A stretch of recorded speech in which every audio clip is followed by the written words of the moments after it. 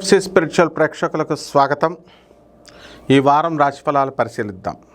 ఓం హ్రీంకారాసన గర్భితా నలసికాం సౌహక్లీం కళాం బిభ్రతీం సౌవర్ణాంబరధారిణీం వరసుదా ధౌతాంత్రినేత్రోజ్వలాం వందే పుస్తక పాశమంకుశధరాం స్రగ్భూషితాముజ్వలాం త్వాం గౌరీం త్రిపురాం పరాత్రకళాం శ్రీచక్ర సంచారిణీం.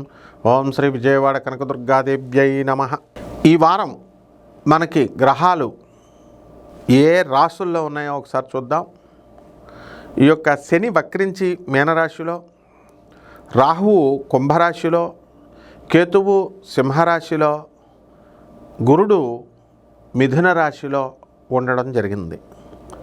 రవి మనకి 14 మార్చి ఈ వారం దాటిన తర్వాత మనకి ఎందులోకి వస్తున్నాడండి? వారం ఎండింగ్లో మనకి మీనరాశిలో కుంభరాశిలో ఉన్నాడు, మీనరాశిలోకి వస్తున్నాడు. అలాగే మనకి ఈ యొక్క కుజ శుక్ర బుధ గ్రహాలన్నీ కూడా మనకి కుంభరాశిలో ఉండడం, మరి ఈ విధంగా గ్రహస్థితి 12 రాశుల్లో ఒక్కొక్క రాశి వారికి ఏ విధంగా మనకి ఫలితాలు ఇస్తుందో చూద్దాం.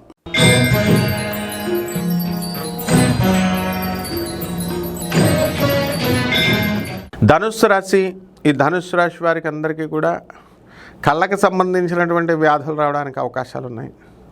గతంలో బాగా సంపాదించారు, మరి కొంతమందిని నమ్మి మోసపోవడం కూడా జరిగింది. వ్యాపారంలో కొత్త ఇళ్ళు, కొత్త స్థలాలు కట్టారు. రియల్ ఎస్టేట్ రంగంలో ఉన్నటువంటి వాళ్ళకి ఇంకా వ్యాపారం పుంజుకోలేదు. వ్యవసాయం చేసేటటువంటి రైతులకు కూడా బ్రహ్మాండంగా ఉంది. మీ సోదరులందరూ కూడా డెవలప్మెంట్ అయ్యారు, అనుకున్న పనులు అనుకున్నట్లుగా సాధించుకుంటూ వెళ్తున్నారు. అయితే ఈ అర్ధాష్టమంలో ఉన్నటువంటి ఈ యొక్క శనిగ్రహ ప్రభావం వలన మనకి కొన్ని పనులు లేటుగా ఆలస్యంగా అవ్వడానికి అవకాశాలు ఉంటాయి. అయితే భార్య తరపు బంధువులతో మీకు యుద్ధాలు ఇవన్నీ కూడా జరగడానికి అవకాశాలు ఉన్నాయి. తల్లిదండ్రులతో అలాగే భార్యతో వాళ్ళు దెబ్బలాడుకుంటుంటే మీ కారణంగా మీకు ఏం చేయాలో తెలియక నిస్సహాయ పరిస్థితుల్లో ఉండడం అనేటటువంటివి జరుగుతాయి. అందువల్లనే ఈ కంట్రోలింగ్ పవర్ అనేటటువంటిది తల్లిదండ్రులని తప్ప, లేకపోతే భార్య తప్ప, ఇది కాదు. తల్లిదండ్రులకు హెల్ప్ చేస్తూ భార్యకి చెప్పడం, భార్యకి హెల్ప్ చేస్తూ తల్లిదండ్రులకు చెప్పడం, భార్యకి మల్లెపూలు కొన్నానని కూడా తల్లిదండ్రులు సొల్లు కబుర్లు చెప్తే ఇలాగే ఉంటుంది. కాబట్టి ఈ పీడ అనేటటువంటిది ఇలాగే కంటిన్యూ అవుతుంది ఈ యొక్క ధనుసు రాశి వారికి. వారం కొత్త వస్తువులు కొనడము, అప్పులు చేసినటువంటి వాళ్ళ అప్పులు ఎగ్గొట్టడము ఈ వారంలో చేస్తారు. కాబట్టి అప్పులు తీర్చాలనేటటువంటి దిశగా మీరు ఆలోచించండి. అలాగే ఇనప వ్యాపారము, బట్టల షాపుల వ్యాపారము ఇవన్నీ కూడా చేయాలి. మరి స్క్రాప్ ఐరన్ బిజినెస్ చేసి కోట్లు సంపాదించినటువంటి వాళ్ళు ఉన్నారు.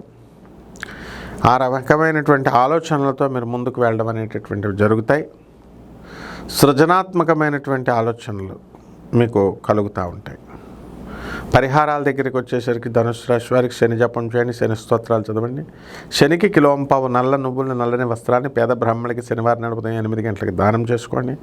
దశ మహావిద్యల్లో ఒకటైనటువంటి మహాకాళి అమ్మవారి యొక్క హోమాన్ని మీరు చేసుకోవడం ద్వారా బ్రహ్మాండంగా ఉంటుంది. జమ్మి చెట్టు చుట్టూ ప్రదక్షిణలు చేయండి. శుభమస్తు.